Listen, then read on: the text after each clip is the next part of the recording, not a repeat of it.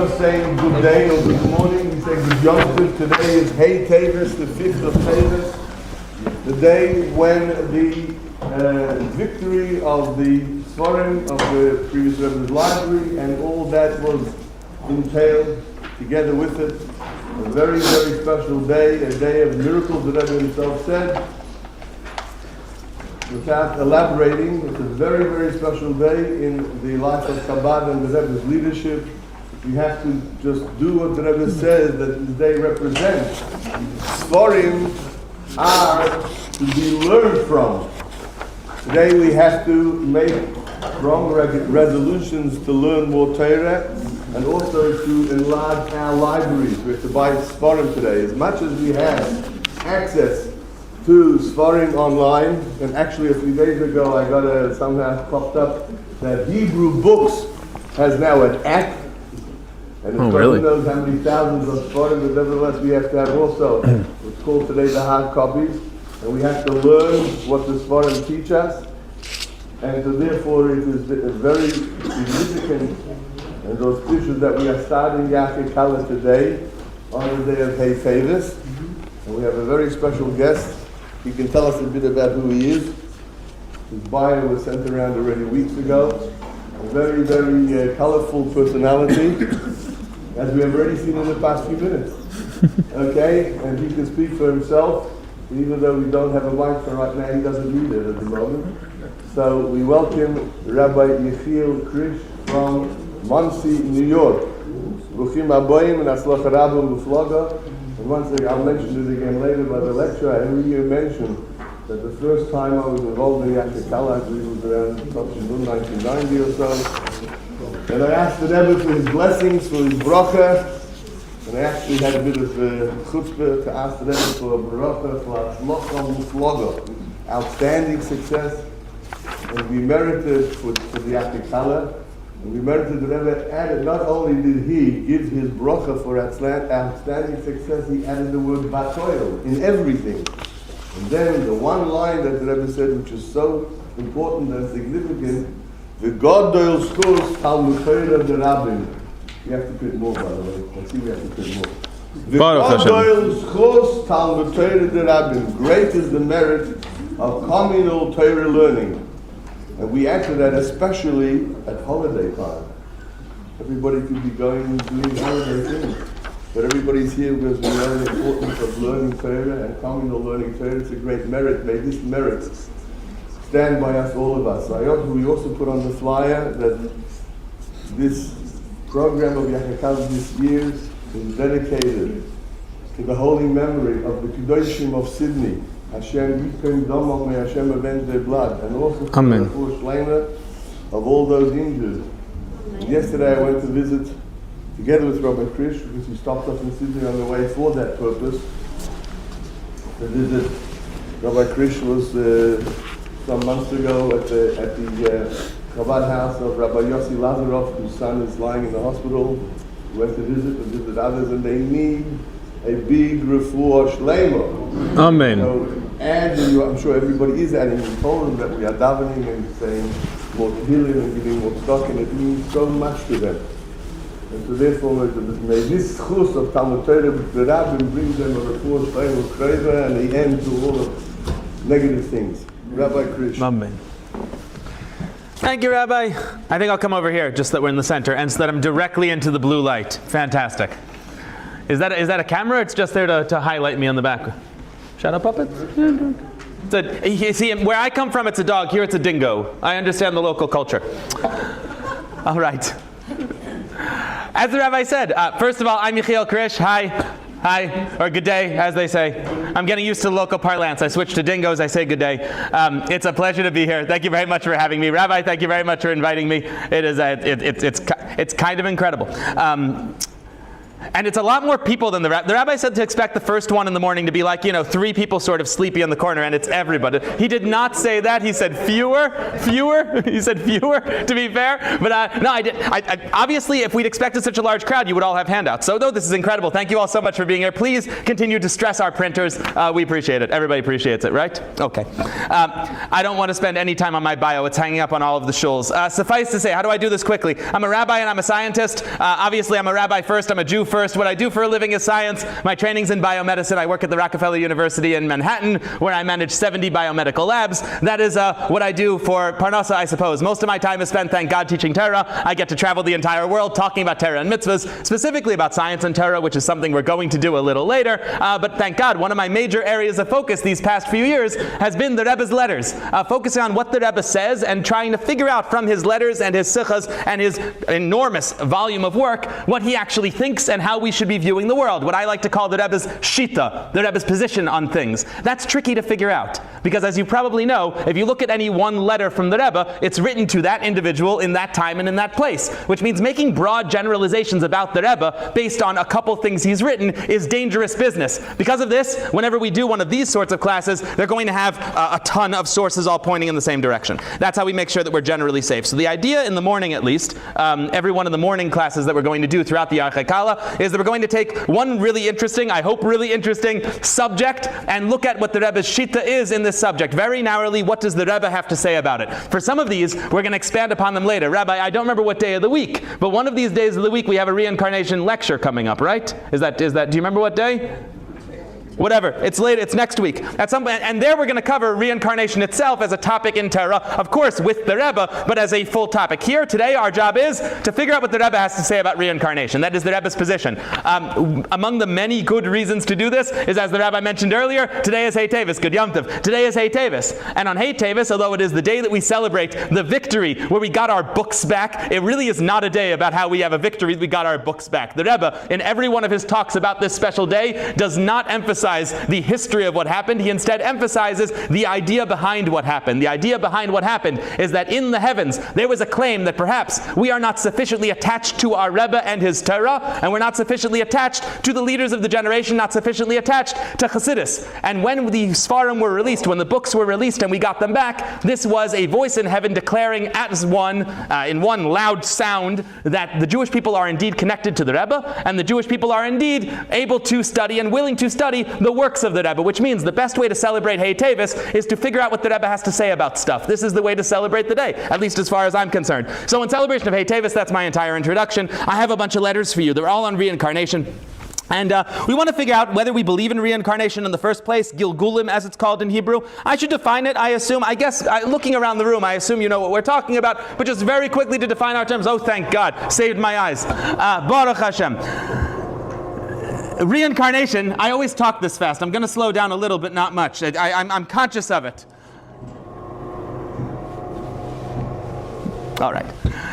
Reincarnation is the idea that you've been here before. And even if you haven't been here before, you might be here again after this. That is, that one life is not enough to finish everything a Jew has to do in this world. That a Jew, and according to some opinions, non-Jews as well, will live and die multiple times. Their soul will be recycled into new bodies, and every time their soul comes back, it is there to complete a mission that it did not complete up until then. The central idea of Gilgulim, of reincarnation, is that every single Jew at some point is going to have to do all 613 mitzvahs. That is difficult, if not impossible, to do in just one lifetime, and therefore you keep coming back again and again and again until you nail it. Now, we are on our final reincarnations because Mashiach is coming before the end of this lecture, and there won't be any more after that. You could say amen to that. That's acceptable. Amen. We're expecting Mashiach imminently. However, the conventional wisdom among the Mekubalim, something echoed by the Rebbe in many places, is that we have mostly been here before, and in Kabbalah it looks like we've been here 3 or 4 times, most of the people in this room. So most of the people in this room have been here 3 or 4 times already. That's the idea of reincarnation.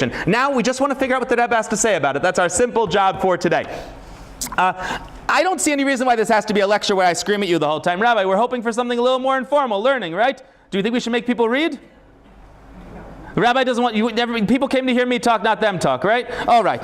So I have here in front of you In each case, you have the original language of the Rebbe. In case you want to check my work, these translations are mine. Like 2 days ago, the rabbi asked me to put these into a written form properly for handouts because the printer was leaving at a certain time. So I stayed up very late and just translated all of these myself, which means there could be mistakes. So do try to catch me in the Hebrew. If you find a problem, let me know. First of all, first letter I have on your page is do we believe? Yes. I hope so. Are there any more? I need one so I know where we are, but otherwise I guess look on with a friend. I believe starting tomorrow we'll have more, right, Rabbi? Be'ezras Hashem Yisparach V'Yisala, we're going to find more. I'll try to keep it lightly text-based because, you know, my father lectures, and something my father always tells me is that if you give people stuff to look at, they'll look at it instead of you, which I think spares you the horror of having to look at me. So I think I'm doing you a favor. I know what I look like. But I do understand that, you know, those of you who don't have papers, you'll just pay more attention to what's happening. It's probably a better deal, right? Okay. So our first question is, do we believe in this at all? I think I'm going to do a little reading. I have a letter in front of you. This letter is from the year Tavshin Chaf Daled, which is 1964. And here the Rebbe writes, I'm responding to your letter from 7:10 or 10:7, I don't know what order he did it in, regarding that which is brought up in several books on the subject of the reincarnation of souls. So this person wrote to the Rebbe and said, I'd like to know whether we believe in reincarnation. It's brought in some holy books. It's certainly in some books of Kabbalah. In other places, it's pushed back against. In other places, it's mentioned a little bit less. He wants to know what we think. And before we go any further in the letter, I do want to give you some background. I hope you'll forgive me. I keep my notes on my phone. I'm not like texting and driving here, where I'm not texting while I'm talking to you, but I will be looking at my phone because it's where I have my notes. In Tanakh, the Torah, the prophets, and the writings, we have no mention whatsoever of the idea of Gilgulim, of the idea of reincarnation. It doesn't show up in Tanakh, which is suspicious. We also do not have it in the Mishnah, the primary text of the oral Torah. We also do not have it in the Gemara, the larger extrapolation of the oral Torah, which means in our primary texts of the revealed aspects of the Torah, we do not have any mention of Gilgulim. We certainly have commentaries that read it into the verses sort of backwards, and drush inside, perhaps at the deeper levels of interpretation, but there is no place in Tanakh, or in Mishnah, or in Gemara that specifically says people come back again and again to rectify their problem. I will clarify. We have absolutely in Tanakh, in Mishnah, and in Gemara, the idea of Tchias HaMesim, that when Mashiach comes, the dead come back to life. But the idea that you get more than one shot at life, that is not at all in Tanakh, Mishnah, and Gemara.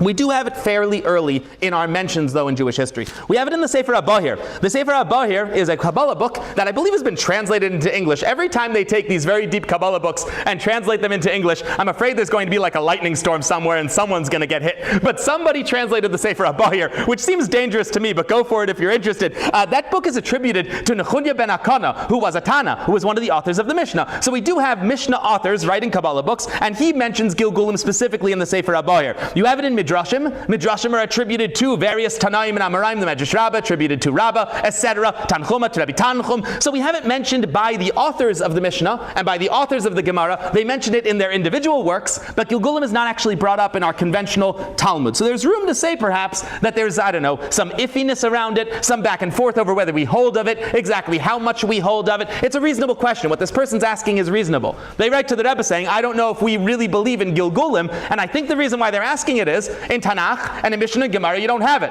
Whereas you absolutely have it in Kabbalah books, you absolutely have it in books that are attributed to the writers of the Mishnah, but not in the mainstream texts. If you look in the Rishonim, that is the first generation of medieval commentaries living from around the year 1000 until around the year 1600, you have a lot of mention of reincarnation, a lot of mention of Gilgulim. The Ramban, Nachmanides, he mentions it at some length. You have it in the Yarach Chaim, which is a classic commentary on Chumash. You have it in the Rekanti, you have it in Rabbeinu Bechaya. I just have lists here. Among the later scholars, it runs the gamut. You have it from the Baal Shem Tov and obviously in works of Chassidus, but you know where else you have reincarnation really stressed a lot? In the works of the Vilna Gaon. You might know the Vilna Gaon as being, first of all, one of the great leaders and great geniuses of Jewish history, but also, importantly for our discussion, one of the great opponents of Chassidus, one of the great opponents of the Chassidic ideology, of the Chassidic philosophy that was espoused by the Baal Shem Tov. And despite the fact that the Vilna Gaon and the Alter Rebbe, the progenitor of Chabad, disagreed on many fundamental points, one thing they did not disagree on was the idea of Gilgulim. So we see that it becomes more mainstream as time goes on. In any event, this person writes to the Rebbe, I'm not sure we hold of it, what do you think? So he says here, in response to your letter, regarding that which is brought up in several books on the subject of the reincarnation of souls, specifically and at length in the works of the Arizal, who obviously mentions it, and in the approach of Teres Chassidus in this matter. Okay, now the Rebbe answers. The concept of reincarnation is found in several of our holy books, even prior to the Arizal, as we've just listed, right? Although the authority of the Arizal alone is sufficient and more. I like that sentence. The Rebbe is saying, look, I can back this up. I can show you that if you know how to read Tanakh properly, you're going to find Gilgulim in there. And I can show you that in books of Kabbalah, going back to the Tanoim, going back to the very early Mishnah commentaries, we absolutely have evidence that the Jewish people believe in reincarnation. But the truth is, the Arizal said this sometime around the 1600s, and that's good enough for me, and it should be good enough for you. That's what that line means from the Rebbe. The Arizal is a primary source. Rav Yitzchak Luria, who lived in Tzfat and created Lurianic Kabbalah, which is the form of Kabbalah that is essentially universally practiced today. Anybody who studies Kabbalah nowadays is studying it through the lens of the Arizal. The Arizal in other places the Rebbe refers to as the final word on Kabbalah, similar to the way that Rav Yosef Cairo is the final word on Jewish law. The same way that there were all these big ideas about what we should do practically that all got distilled down into the final form of the Shulchan Aruch, and that nowadays defying the Shulchan Aruch in reference and deference to some early commentary would be unthinkable. Similarly, there were big ideas about Kabbalah. They were all whittled down into sort of the Shulchan Aruch, the code of Jewish law of Kabbalah, which was written by the Arizal, and anybody trying to, in deference to some earlier opinion, lean on something that's non-Lurianic is not acceptable nowadays. In any event, the Arizal, as far as the Rebbe is concerned, is good enough. However, it does go back further. The Rebbe continues. It is understood that this subject is accepted within Teres HaChasidus and also by the Vilna Gaon and his students, which means all sides agree, despite their opposition to Teres HaChasidus as previously mentioned. Nevertheless, this matter was accepted. Okay, although certain Jewish philosophers in the Middle Ages did not accept this idea for various reasons, this is not the place to specify those reasons. The Rebbe does point out that there were some Jewish scholars of enormous stature who pushed back against the idea of Gilgulim. The most famous one is Rav Sadia Gaon. In Emunas V'Deos, Rav Sadia Gaon, that would be before the medieval time. That's in the time of the Gaonim, when Judaism was essentially centralized in what is nowadays, I guess, Iraq and Iran, in Psura and Pumbedisa, the great academies, right after the destruction of the Second Temple. Rav Sadia Gaon, in his book Emunas V'Deos, he pushes back hard against the idea of reincarnation. He doesn't like it very much. His major opposition is the idea that people can reincarnate into animals. He's very, very, very disturbed by this. He says the human soul is specifically for humans. It doesn't go into animals at all. Why would that make any sense? And he pushes back against it. As the Rebbe says here, and as I'm going to echo, here is not the place to litigate this, because very clearly it is a big idea in Judaism. Very clearly it's in our primary sources. Very clearly we hold of reincarnation. So what we have from the Rebbe initially is just a letter affirming that this is for us. Reincarnation is not a non-Jewish concept. It is a Jewish concept. The fact that non-Jews have it is either because a broken clock is right twice a day or they stole it from us. There are only two ways non-Jews could arrive at the truth, right? The only two ways they could arrive at the truth is by simple guesswork or by borrowing from the truth. So they got it. They do have it. It's in other religions, lahavdil, but it is originally ours. God has it. It's real. It's something that we've. And you know what? You know what's real? You've been through it. I've been here more than once. I'm quite convinced I've been here more than once. Why would I be the exception to the general rule? Yeah. All right. I want to move on to the next letter. In case you're wondering what you were last time, I'm not going to tell you. But if you want to know what you were at least once before, I can tell you. I can tell you what everybody in this room was at least once before. Remember, we've been here a few times, right? So we've been here a few times. I can't tell you what you were, I don't know, last incarnation. But I can tell you what one of your first ones was. And the reason why I can tell you what one of your first ones was is because the Rebbe reveals it in a sikha. So I have here a talk, excuse me, he has it here in a letter, but it's also in a sikha. But here I brought the letter because we're doing letters. So here you have it in a letter. The Rebbe says, and to mention that which is brought in the books of Kabbalah, that the generation living in the days immediately before Mashiach. Now, that is us, yes? We should all agree that that is us. We are the generation living in the days immediately preceding Mashiach. If you look at the world and don't see that, open your eyes wider. We are absolutely living in the generation that is immediately preceding the coming of Mashiach. Now, it is brought in many books of Kabbalah that the generation living in the days immediately before Mashiach is a reincarnation of the generation that left Egypt. So we saw the splitting of the sea. We were the people who saw us leave Egypt. We saw the Maccas. We saw the plagues. We were the ones who walked through the desert. We were there. Now, I don't know what we've done in between. We've probably been back since then. It's been a long Jewish history, and I assume we've been there for a good deal of it. However, we are the generation that left Egypt. And how do I know? Because we are the generation that is in the generation immediately before the coming of Mashiach. So I can tell you where you've been at least once before. I think we'll probably save questions to the end unless it's a simple clarification point. You want to do a simple... How do we reconcile that with differential populations? How do you reconcile that? I will answer that now because it's I think a basic understanding question that I have to answer. It's a smart question. The question was, how do we reconcile the fact that there are vastly different populations? There were 600,000 men of fighting age. So let's say 1.5 million-ish Jews in the entire world when we left Egypt. Now there is, thank God, something like 14 million. Am I right? I think 6 million, like 2 million in between, yeah? 14, 15 million, yeah? Okay, they're about 14 million now. That is a different number. I told you guys earlier over in this section, I'm in biology, not math. I don't do math, but I do know that 14 is not the same as 1.5. That much I can do. So the question was, how do we reconcile that? And this answer is brought in many Kabbalistic books and also mentioned in Chassidus and a bunch of places, that the root souls of the Jewish people were 600,000. And as a matter of fact, the root soul of humanity is the soul of Adam, and the root soul of all men is Adam, and the root soul of all women is Eve. That we have root souls. Over time, these souls break into sub-sparks that are parts of the greater whole, which means that we are all sparks that broke off of the 600,000 that left Egypt. We could, in this room, all be from the same spark that was one person last time in Egypt. So meaning one soul that was in Egypt, that saw the exodus from Egypt and that saw the splitting of the sea, could have split into easily 100, 200, 300 different souls that are now what we have in front of us right now. So you might be just part of one of these 600,000, but that's how it works. It works by soul splitting, spark splitting. The details of how this works in Kabbalah, if this is confusing or if this is disturbing or if this is just not sitting right, we are going to discuss at length in our proper reincarnation class. Today we're only focusing on the Rebbe's opinion, but you're right. Here I think we needed to clarify that point. Is that okay? Yeah. I want to move on. Okay. This is a letter that I think objectively I shouldn't have included in the pamphlet, which is the best way to make people read it, right? I remember when I was in the 8th grade, there was a section of Talmud that we were studying, a section of Gemara, and our Rebbe said this is not appropriate for 8th graders, and he skipped those 2 pages.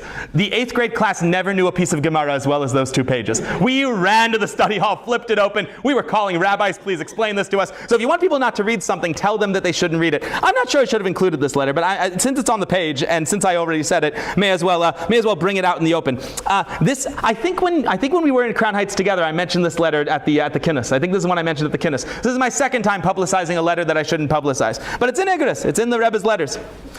This letter, somebody writes to the Rebbe and says, Rebbe, I've written you on several occasions, and I keep thinking about killing myself. I think maybe I should do it. And he keeps writing to the Rebbe that he wants to kill himself. And every time this person writes to the Rebbe that he wants to commit suicide, Rahman al-Litzlan, the Rebbe writes back, don't. And every time he writes expecting the answer to change, which is what you get from this letter. It's very clear that this person has written to the Rebbe multiple times and been told no multiple times.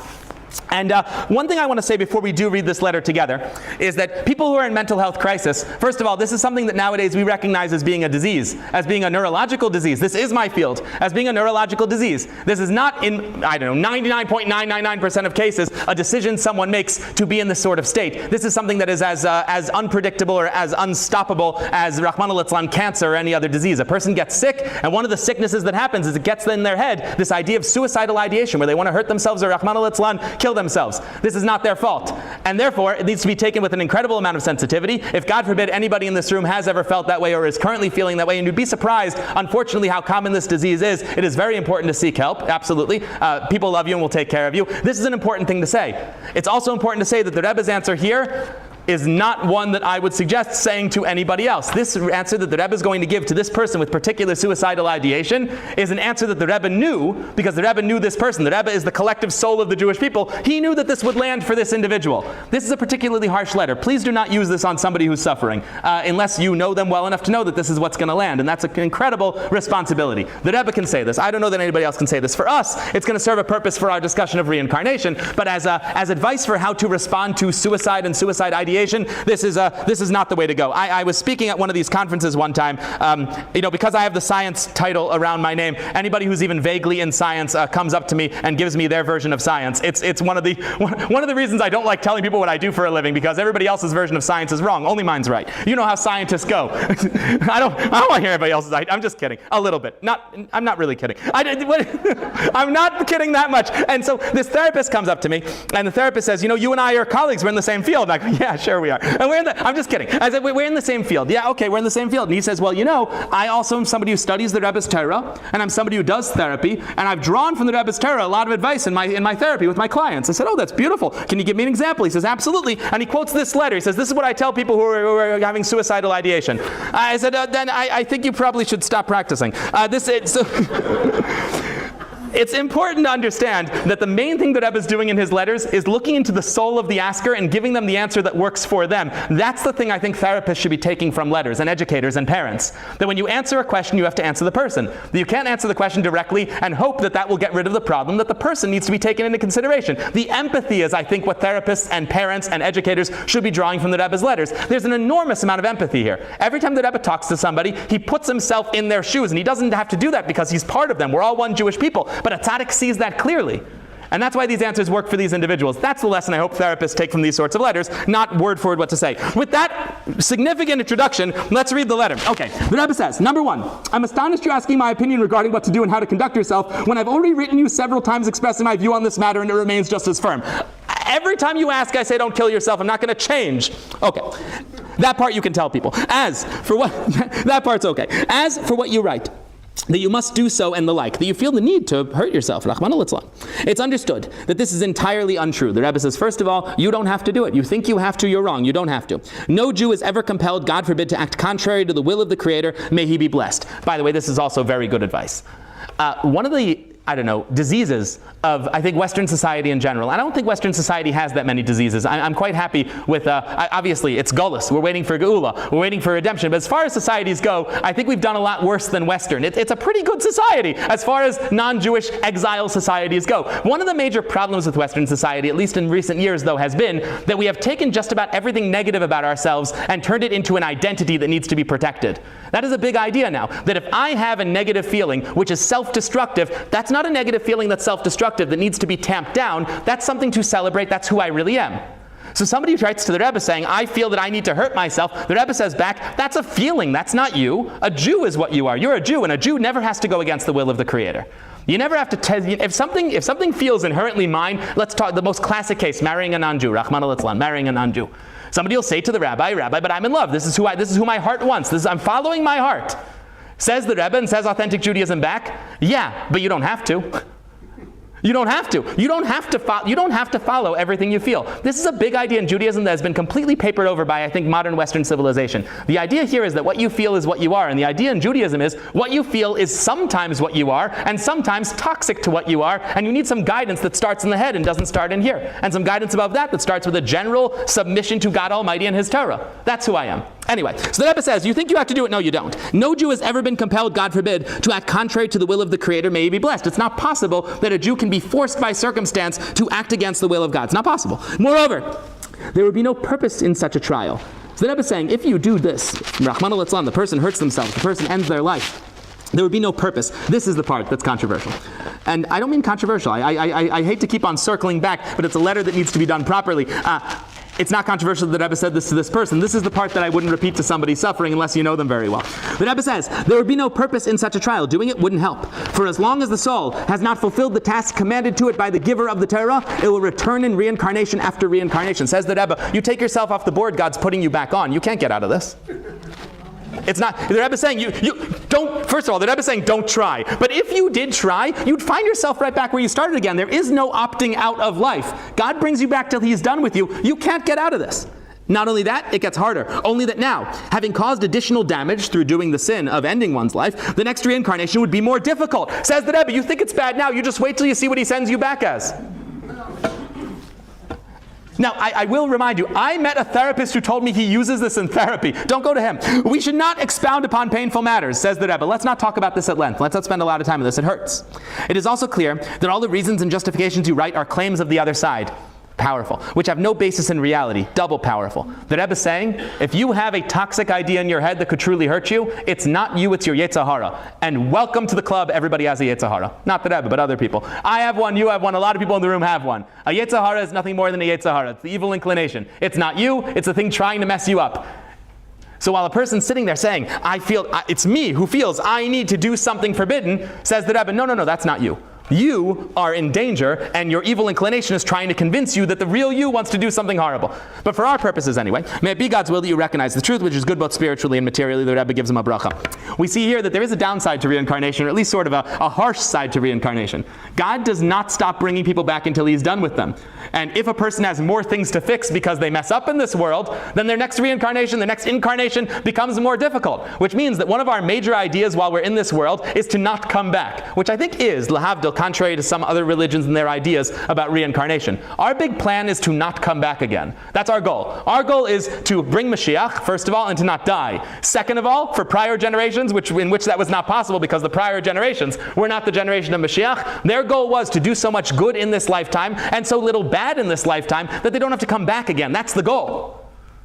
And if somebody doesn't do a good job this time around, God's not giving up on them. God's going to bring them back again and again and again. In some ways, that's beautiful. In other ways, it is a wake-up call that we need to live our lives as well as we can right now, because there is no way out besides forward. The only way out is forward. All right.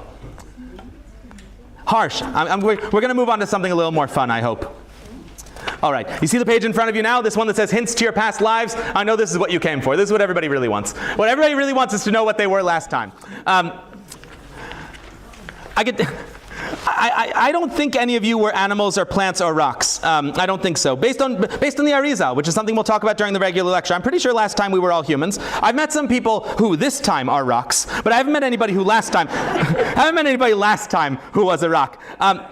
This is a very special letter. This letter is written in the year 1952, and somebody writes to the Rebbe saying that, I believe it's a man, Shalom Ubracha. You guys want to hear a really cool Rebbe letter tip in case you don't know it? I'm sure that the people who are familiar with the Rebbe's letters know this already, but just a couple fun things you discover in Rebbe letters. One of them is that every time the Rebbe writes to a man, he writes Shalom Ubracha, and every time he writes to a woman, he writes Bracha V'Shalom, which means that if you ever want to know offhand what gender he's writing to, just look at the top line. The other important thing to know about letters, the other pro tip, there's a bunch of them, big pro tip, if there ever is a PS, a nun beis at the bottom of a letter, that's where the action is. The action's always in the PS. I saw a letter once where the Rebbe writes to somebody, Mazel Tov on the birth of a child or a bar mitzvah, I can't remember what it was. He writes Mazel Tov on some special occasion, maybe you have a lot of bracha and atzlacha, and then there's a nice big gap and he writes PS. And he opens the PS by saying, I know you're going to want to share your letter of blessing with your friends, so I put the simple stuff with the letter of blessing on page 1. We have to talk though, here's the PS. And the PS was harsh. So the Rebbe puts some things in the PS that he knows you might not want to publicize because people separate the PS from the rest of the letter when they're hanging things on the wall. So the PS is where the action is. Always look in PSs. That is not a topic for today because I have no PSs. This was just me informing you about a fun fact about Rebbe letters. This person writes to the Rebbe and says, I can't get along with my wife, she's the worst.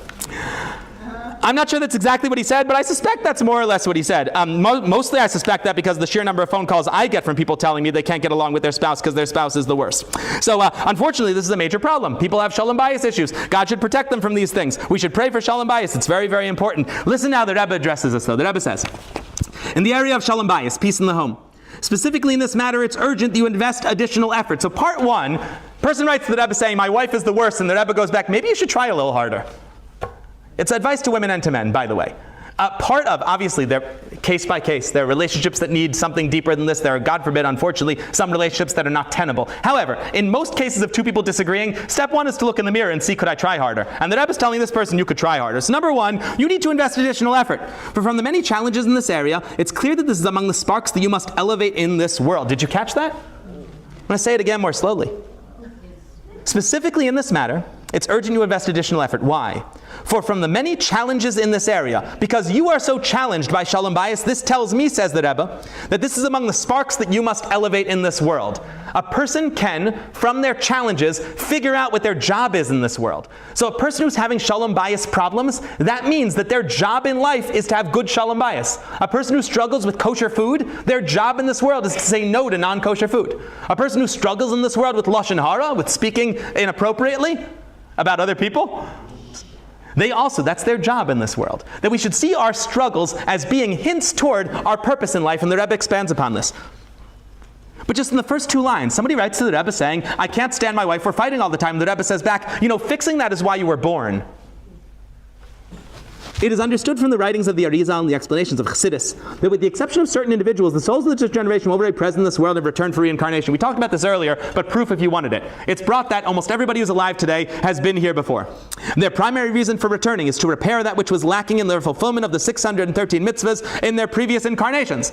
If we were perfect, we wouldn't be here. Something didn't go perfectly last time. Here we are. Nevertheless, it is understood that they are obligated in all 613 mitzvahs, even if some of them were not lacking previously, which means that if you were to find out that in your last life you nailed it when it came to kashrus, but you really messed up Shabbos, that doesn't mean you can eat treif and keep Shabbos and call it a deal this time. You got to do a good job in all lives. The difference is that with regard to those mitzvahs that were not lacking in a previous incarnation, the evil inclination does not oppose them strongly, only to the extent necessary to allow free choice, since these areas were already rectified previously. Let me unpack that for you for a second. There needs to be a basic evil inclination, a basic yetzer hara for every sin, otherwise you don't have free will. If you don't want to do something wrong, then when you do the right thing, what free will are you exercising? Free will demands some pushback. If I don't have any internal struggle, I don't have free will at all. So for every single mitzvah, there has to be a little bit of pushback from the yetzer hara. However, that's just the baseline. Everybody has a yetzer hara, a kind of evil inclination inside them that is stronger than it is for other people. No two people have the same yetzer haras. And each person can look at their yetzer hara, and by figuring out what their strongest based urge is to do the wrong thing, can derive from there what their purpose is in this world, and thereby derive from there what they messed up last time. Meaning, if you want to know what mistake you made in your last life and why you're back here again, ask yourself, what is my greatest challenge? The yetzer hara tries very hard to make you mess up in the same area twice. Which means that the evil inclination ends up being a signpost. Our greatest struggles, our greatest challenges, end up being the best way to figure out what we're here for in the first place, to beat those. And I understand that's a little disappointing, because everybody would like a way out of their hardest ones, right? I'm really good at some things, can I just focus on those? Not really. The reason why my evil inclination is pushing me so hard in one or two specific areas is because that's why I'm here in the first place. There's a mimer from the Rebbe, Amar Rebbe Oishia, that's a Yud Tes Kislev mimer, where the Rebbe makes a very similar point regarding the entire Jewish people. He says there that every generation has a yetzer hara for the entire generation. And that yetzer hara for the entire generation is an indication of the job of that generation. If you want to figure out what your generation's job is, all you have to do is ask yourself, what is the overwhelming evil inclination for most people in the generation?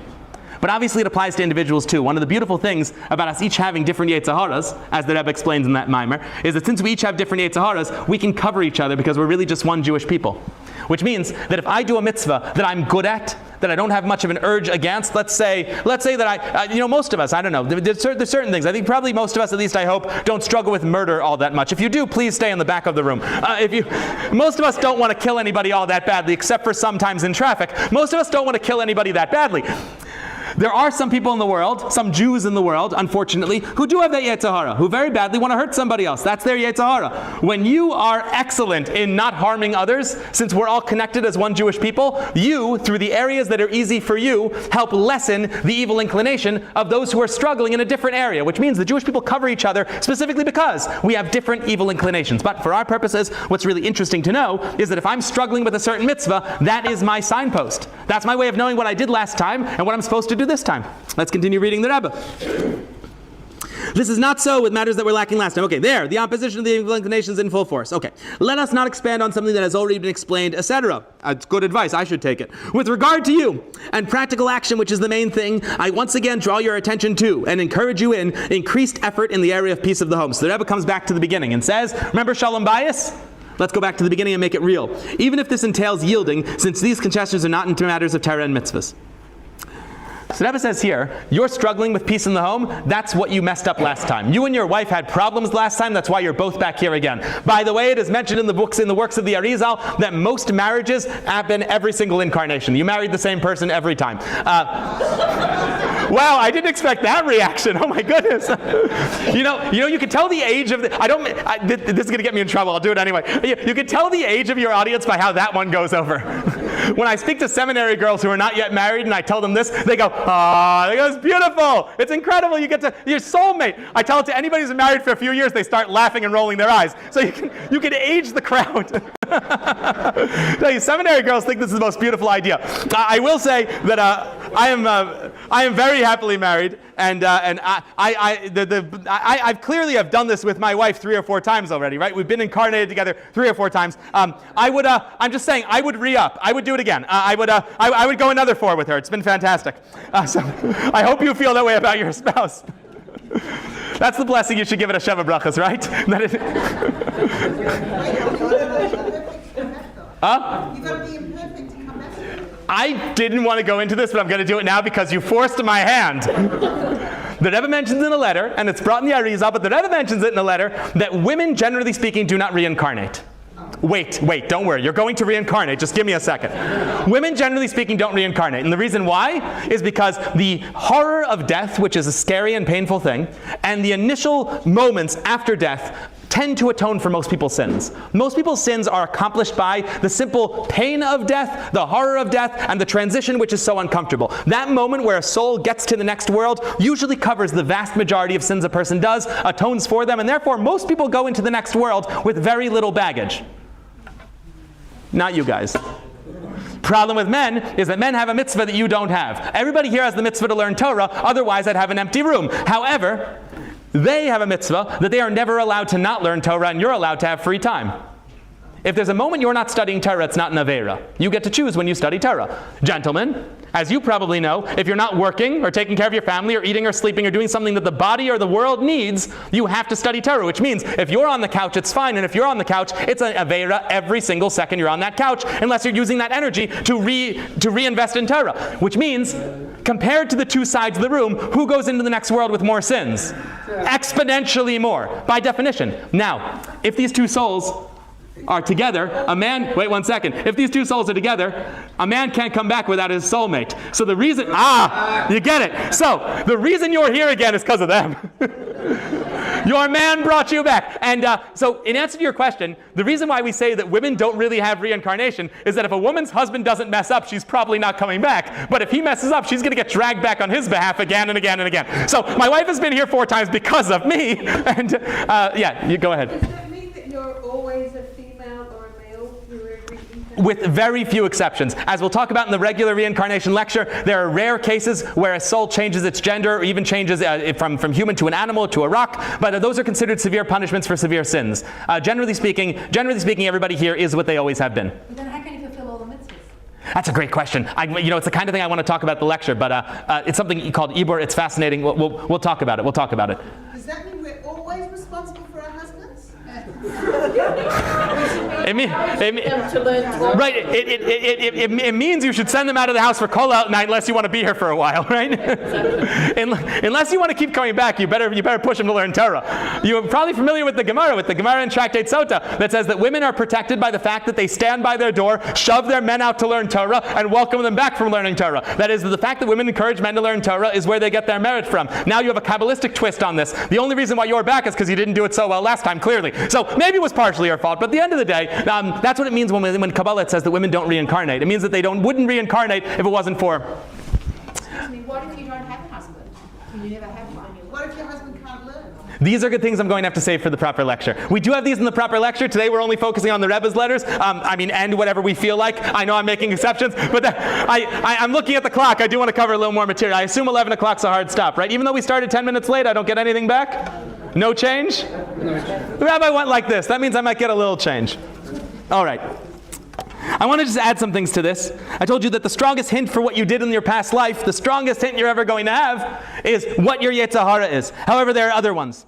The Rebbe mentions in some letters that talent is a hint about what God wants you to do in this life. If you find that you're uniquely good at something, that's where God wants you to invest your Jewish effort. That doesn't mean, God forbid, that a person should discover they're good at something and leave or sacrifice their Judaism over it. It means that they should serve God through the lens of what they're good at. I'm really good at screaming at crowds, and therefore I serve God this way. You figure out what your talent is. And a person's talent is a signpost that tells you this is what you didn't do so well in your last life and where I want you to focus in this life. So look for talents, and double down on them. You have the Gra, the Vilna Gaon in Mishlei. He says that if you love a certain mitzvah, that also is an indication of what you did in your last life. I know I saw a letter from the Rebbe that says this, but try as I might, I wasn't able to find it and bring it on the sheet, so I'll tell it to you outside. This means that you have two forces inside you, and they're both working for a common goal. The Yetzer Hara's job, the Nefesh HaBahamis, the animal soul, over on this side. Oh shoot, that probably made a very loud noise for the people at home. Just smacked my microphone. Over here, on the left side, the animalistic soul, its job is to try to make you mess up again. So it's going to give you a big evil inclination regarding what you messed up on last time. But at the same time, you have another buddy. You have your godly soul. You have your Yetzer Tov. You have your good inclination. What's it trying to do? It's trying to make sure you don't mess up again, which means that it's going to give you a very strong urge to do mitzvahs you missed out on last time, which means you can sort of follow your heart. Even though earlier I said following your heart is horrible, I changed my mind. You can sort of follow your heart. That is, that if you sense that there's a mitzvah you really don't want to do, or a sin you really want to do, definitely don't do that sin and definitely do that mitzvah, because the evil inclination is trying to mess you up again. But if you feel a strong pull toward a certain mitzvah, you're really attracted to a certain mitzvah, that's your godly soul saying, hey, we didn't do that one last time, let's do it now. which means you can follow your Yetzer Tov and ignore your Yetzer Hara and do the right thing. What I love about this is that it's a deeply Kabbalistic idea that's incredibly mystical, but it's the most practical advice you'll ever get from anybody. You know what I just said in Kabbalah words? Let's say it in normal English. Don't listen to your Yetzer Hara and do listen to your Yetzer Tov. You've heard this one before. It's the theme of Judaism. All we did was Kabbalah it up. There's also an Arizal that says that if there's a part of Torah that you really enjoy learning, a specific section of Torah, I don't know, you're just obsessed with Erechin or something, you're just obsessed with a particular area of Jewish law, that's an area of Jewish law you didn't study properly in your past life, and you should double down on your study of it. Okay. However, these are hints. Can I actually figure out my past life? I have a letter about it here. Make a long story short, no you can't. Not really. Tzaddikim know. The Rebbe knows any real tzaddik, it's hard to find real tzaddikim. I don't know how you would tell if someone's a real tzaddik, because if I'm not a real tzaddik, how am I going to know if somebody else is? But if you were to meet a real tzaddik, they're able to figure out what your soul was doing last time. But as far as me and most of us in this room who might not be tzaddikim yet, we're unable to figure out what we were in our past lives. These ideas of visions and dreams that point us in that direction, that is not truth. That's not actual. That's something a tzaddik could inform us about. The Rebbe does say this in at least one place, so I have this in a sikha over here. From Shabbos Shuvah. The Rebbe says, based on this, it's understood how relevant it is in these times to study the revealed parts of the Torah together with its inner dimension. That is, study Nigla and study Chassidus. And not to suffice with having learned the inner dimension in a previous incarnation. A person can't say, hey, I'm going to study the Talmud this time around because I trust last time I studied Tanya. I probably did Tanya last time. Probably. It's not enough. First of all, one cannot know what one learned in a prior incarnation. How would you know? And even if one did know what was learned previously, Mashiach must come and be revealed now. Therefore, the study of the revealed Torah together with the inner dimension as preparation for becoming a Mashiach must take place now, in this incarnation specifically. So the Rebbe says, first of all, you have no way of knowing what you did last time. You have hints about your Yetzer Hara, your Yetzer Tov, but you're not going to know exactly where you were, so you can't hedge your bets. And second of all, in this life we have to do everything anyway, so don't use it as an excuse. But the point is, this is one of many letters where the Rebbe says you can't really figure out your past life. I have some primary sources on this. There's a Prima Gadim, he has a sefer called Sefer HaMagid, where he says that you could never know. God will never let a person know what they were in their past life. He would never let it happen. A tzaddik could reveal it, but God would never do it on his own. A tzaddik would have to decide it's good for you to hear. And the reason why is because if you found out that you did a bad job last time, you'll be sad all the time. And if you found out you did a good job last time, you're going to rest on your laurels and not do well. Which means that God has no incentive to mess you up by telling you about your past incarnation. There's a Pele Yates that says that Ben Adam Eina Zeichem El Gegul Makedem. It couldn't be more clear than that. A person, a human, cannot possibly remember any prior incarnation. He does give one fun exception though, and his fun exception is Yibum. Do we know what Yibum is? Levirate marriages, yeah? So if we have a husband and a wife, the husband dies. He has some brothers, the two of them had no kids. She, in theory, is supposed to marry one of her brothers-in-law. Nowadays, we don't do that anymore. That brother-in-law performs a ceremony with her called chalitza, which involves shoes and spitting. It's something nobody wants to see, but if it ever happens, it's worth seeing. And then she can marry anybody she wants. If she does marry that brother-in-law, then the Torah says that that's a way of keeping the brother's name, that her husband's name alive. And it's brought in many Kabbalah books, and the Pele Yates brings it as well, that is the only case where we know where an incarnation goes, that the dead husband absolutely reincarnates as that child. And the Pele Yates goes one step further. He says, not only is this child a clear reincarnation of the dead husband, this child should be told that, and should be told what his father was bad at last time, so that he hedges his bets this time around. So you tell the kid, hey, you are the clear incarnation of this guy. He was fantastic, but he spoke Lashon Hara like a maniac in the back of the shul all day, every day, just gossiping. Please keep your mouth shut. It's the Pele Yates says, let him know. But other than that, we don't let people know. Okay, I'm at my last letter. Do I have time to do? Yeah, I do. I'm actually doing fine for time. I can't believe it. Okay, I'm at my last letter that I want to show you, and then maybe we'll even have time for questions. Peloplois. This is my favorite letter in the entire Igros. It really is. I printed this out at one point and hung it up. It's my favorite letter. Because I think it's guidance for life in general, but it happens to be about reincarnation, so we're going to mention it here. But I think this is so important when it comes to discussions of Kabbalah, when it comes to discussions of Nistaris, of the hidden parts of the Torah. Chassidus is full of this stuff. And we are mystically inclined. It is very safe to say we are mystically inclined. But this is the guardrail that keeps you mystically inclined and keeps you honest. A Jew is not a flight off in the hills, fly off into a mountain, hum on a mountaintop mystic. We are incredibly practical mystics. We use mysticism for good and for making the world a better place, and otherwise we don't have much to do with it. We have zero interest in Torah that is not applicable. You know how I know that? Nasa v'nishma. We'll do, then we'll understand. Nishma, the study of Torah, is hinged on commitment to the practical. If I'm not interested in the Nasa, there's no room for me in the Nishma. So, this is a letter that keeps us grounded. Somebody wrote to the Rebbe, And I feel bad for our Rebbe sometimes. Also I don't feel bad. He's a tzaddik, he can handle it. Rebbe's he's a tzaddik, he can handle it. He's a big nasi, he's okay. But I do feel bad for him sometimes, I must say, because people write the most inane things to our Rebbe sometimes. And one of the inane things, by the way, speaking of inane things that I don't think are so inane, the Rabbi mentioned earlier that he asked for a bracha v'atzlacha muflaga, and that was a chutzpah. You told me that on the phone a couple days ago. As soon as you said that, I felt uncomfortable because I always ask the Rebbe for a bracha v'atzlacha muflaga when I write before a talk. So now I guess we're both the same kind of chutzpahdik. I don't know. I didn't think it was a chutzpah to ask for great hatzlacha, but I do too. That's a thing that I think is okay to write to the Rebbe. You can write anything to the Rebbe. Please don't take me too seriously. You can always write to the Rebbe. The Rebbe loves letters. But somebody wrote to the Rebbe, who's a busy, busy man, who's running the entire world Jewry, and also is the collective soul of the entire Jewish people, who's responsible for driving us toward the coming of Mashiach through our own efforts, of course. And they write to him saying, Rebbe, I want to know where my soul comes from. He's got stuff to do. He's busy, man. Leave him alone. But anyway, this person writes to the Rebbe saying, I want to know what the root of my soul is on high. Tell me what I was last time. I want to know. I want to know what my past incarnation was. There's a whole book that came out somewhat recently on Holocaust reincarnations. Have any of you seen this book? Somebody put together a book. It's a thick book of people telling stories about how they're sure that they died in the Holocaust. Yeah.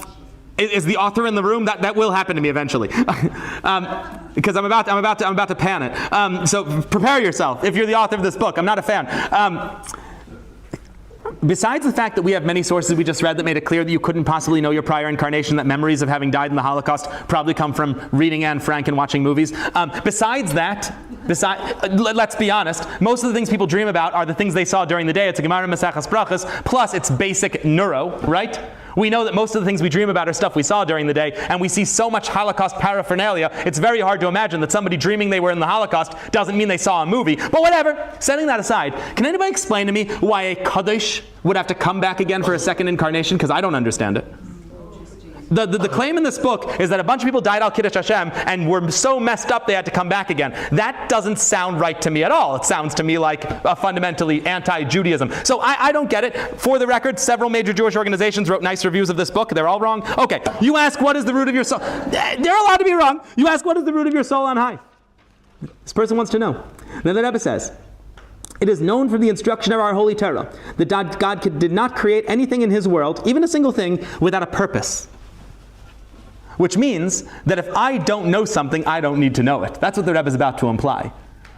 It means if I can't know something, I don't need it. Which means that if I was born and I lived my whole life and never know what I was last time, God would have given me that information if I needed it to be a good Jew. God gives me everything I need to succeed. This is a fundamental belief of the Jewish people. This is actually one of the areas in prayer that if you don't have proper intent for, you have to re-pray. There's 3 areas in the morning service that if someone doesn't have proper intent, they have to redo. Otherwise, we're allowed to just, turn off our brains and go. Not a great idea, but it's allowed. There are 3 places where you have to think. Number 1 is Pesach Yadecha must be in the middle of Ashrei.